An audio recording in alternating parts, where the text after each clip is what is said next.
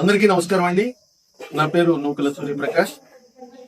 గత 6 నెలలుగా విశాఖపట్నం పరిసర ప్రాంతాల్లో ఈ దేవుడి పటాలు, క్యాలెండర్లు, విగ్రహాలు ఈ రోడ్డు పక్కన, చెట్టు కిందన, దేవాలయాల దగ్గర పడేస్తున్నటువంటి వాటిని సేకరించి వాటికి జీర్ణమైనటువంటి దేవతా పటాల శాస్త్రోక్త సంస్కార కార్యక్రమం అని చెప్పి ఒక దాన్ని ఇక్కడ నిర్వహిస్తున్నామండి. మన విశాఖపట్నంలో ఉన్నటువంటి పైనాపిల్ కాలనీలో ఒక దత్తాశ్రమం ఉంది. వారి యొక్క అనుమతి తీసుకుని ఈ కార్యక్రమాన్ని ఇక్కడ చేయడం జరుగుతుంది. మనము నిత్యం పూజించేటువంటి దేవుడి యొక్క పటాలని, విగ్రహాలని, వాటిని అవి పాడైన తర్వాత తీసుకొచ్చి రోడ్డు పక్కన చెత్త కుండీల్లోనూ లేకపోతే చెత్త దగ్గర పడేయడం అనేటువంటిది చాలా బాధాకరమైనటువంటి విషయం. మన యొక్క ధర్మానికి మనము హాని చేస్తున్నటువంటి పరిస్థితి కనిపిస్తోంది.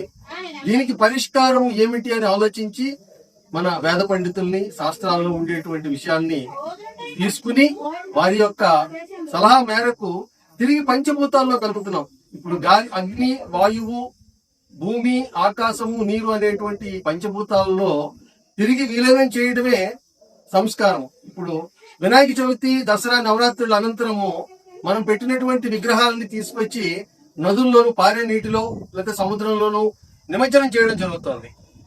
అదేవిధంగా మానవుడు మరణిస్తే తీసుకెళ్లి అగ్నికి ఆహుతి ఇచ్చి మళ్ళీ పంచభూతాల్లో కలుపుతున్నాం.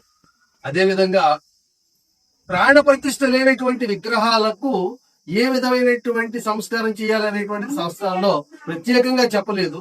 అదే విగ్రహాన్ని ప్రతిష్ఠ చేసినట్లయితే దాన్ని ఒక చోటు నుంచి ఒక చోటికి మార్చాలన్నా, పాడైనటువంటి ఆ విగ్రహాలను తొలగించాలన్నా మన వేద సంస్కృతిలో ఒక పద్ధతి అనేటువంటి ఉన్నాయి. ఏదైతే ఇది సాధారణంగా పటాలు, క్యాలెండర్లు, దేవుడి యొక్క ప్రతిమలు ఇవన్నీను ప్రాణ ప్రతిష్ఠ లేనటువంటివి, వీటిని తిరిగి పంచభూతాల్లో కలపడమే ఉత్తమం అని చెప్పడం ద్వారా మనం ఈ కార్యక్రమాన్ని తీసుకున్నాము.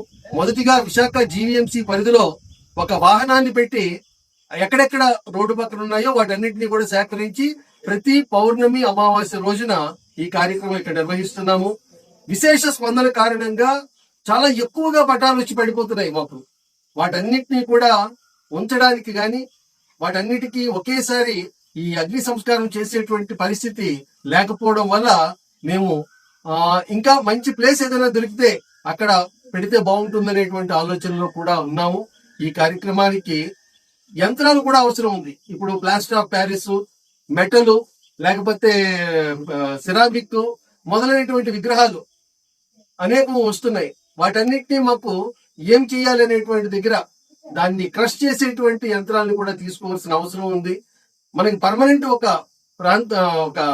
ప్రదేశం కనుక వచ్చినట్లయితే అక్కడ యంత్రాలు కూడా పెట్టి ఈ కార్యక్రమాన్ని నిరంతరాయంగా ఇంకా మిగిలిన ప్రాంతాల్లో కూడా ప్రారంభించమని చెప్పి చాలా మంది అడుగుతున్నారు. అన్ని జిల్లా కేంద్రాల్లో కూడా ఈ కార్యక్రమాన్ని చేపట్టడానికి ప్రణాళిక వేస్తున్నాము. ఇవన్నీ కూడా సఫలం కావాలంటే అందరి యొక్క సహకారం అవసరం. అందరూ సహకరిస్తారని మీ ద్వారా కోరుకుంటున్నాం. నమస్కారం.